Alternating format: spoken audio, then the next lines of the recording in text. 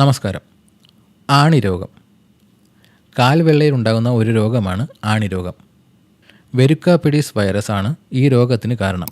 ഈ വൈറസ് ചർമ്മത്തിനുള്ളിലേക്ക് വളരുന്നതിലൂടെ ആണിരൂപം പ്രാപിക്കുന്നു. ഇത് നടക്കുമ്പോഴും നിൽക്കുമ്പോഴും ചർമ്മത്തിനുള്ളിലേക്ക് അമരുകയും വേദന അനുഭവപ്പെടുകയും ചെയ്യുന്നു. ആണിരോഗമുണ്ടാകുന്നതിനുള്ള കാരണങ്ങൾ: ചെരുപ്പ് ഉപയോഗിക്കാതെയുള്ള നടത്തം, വൃത്തിഹീനമായ പൊതു കുളിമുറികളുടെ ഉപയോഗം എന്നിവയൊക്കെയാണ് ആണിരോഗം വരാനുള്ള കാരണങ്ങളിൽ ചിലത്.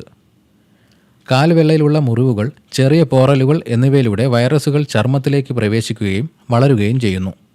ആവണക്കെണ്ണ 10 മിനിറ്റ് കാൽ വെള്ളത്തിൽ മുക്കിവെച്ച് നല്ലപോലെ കഴുകി വൃത്തിയാക്കിയ ശേഷം അല്പം ആവണക്കെണ്ണ പഞ്ഞിയിൽ മുക്കി തേച്ച് പിടിപ്പിക്കുന്നത് നല്ലതാണ്. കൂടാതെ ആവണക്കെണ്ണയ്ക്കൊപ്പം അല്പം ആപ്പിൾ സിഡാർ വിനിഗർ കൂടി ചേർത്താൽ ഇരട്ടി ഫലം ലഭിക്കും. കാട്ടുള്ളി ചൂടാക്കി സഹിക്കാവുന്ന ചൂടിൽ ആണിയുള്ള ഭാഗം ചവിട്ടി പിടിക്കുക.